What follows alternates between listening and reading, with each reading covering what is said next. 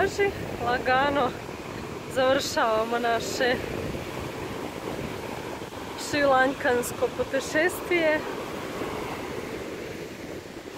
Verovatno ćemo da se bućnemo još jednom i onda se spremamo za avion. Inače, kao što vidite, sad je negde oko 3 sata i uglavnom u ovo vreme nigde nikog nema. Nikad nikog nema na plaži. Oni dolaze tek oko 6 uveče, kad nije jako sunce, a belci se skoro uopšte ne kupaju zbog talasa na ovoj plaži. Mada realno kad se uđe u vodu uopšte nisu talasi nešto preterano jaki. Iako se tako možda čini.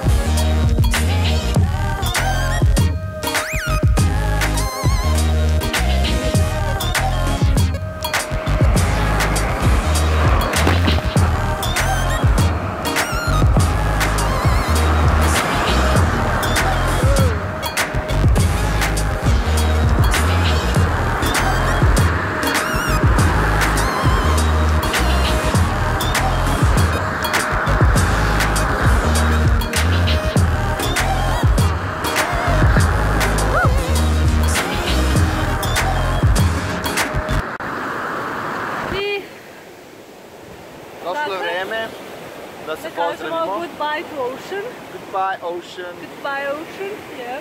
Da. Sad trenutno odosmo da se spremamo za poletanje, sletanje, pa još jedno poletanje, još jedno sletanje. I još jedan kratak put do kuće. Da.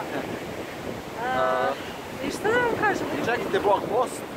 Tamo će biti mnogo više informacija nego što smo uspeli ovako da snimimo i zabeležimo. Naravno.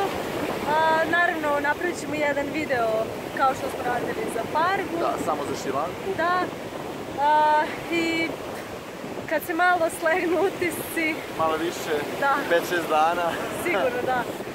Vidjet ćemo kako ćemo se provesti u Srbiji, jer u Srbiji smo čuli da je pao neki sneg, nadamo se da nije toliko... A mi se spremamo za planinu, eto to da najavimo. Da, mi još malo idemo... Na jednu planinu, vidjet ćete o tom potom o čemu je reč. U pitanju je Srbija, posle toga u maju... I to nećemo još da kažemo, bit će svašta nešto još. Da, šta da vam kažemo ljudi? Hvala što ste gledali ove vlogove, sa vlogovanjem nastavljamo zato što imamo dosta stvari koje treba obaviti kad se vratimo. Da. Joj. I tako, rakove nisam uspela da nađem, naravno sad nema ni jednog.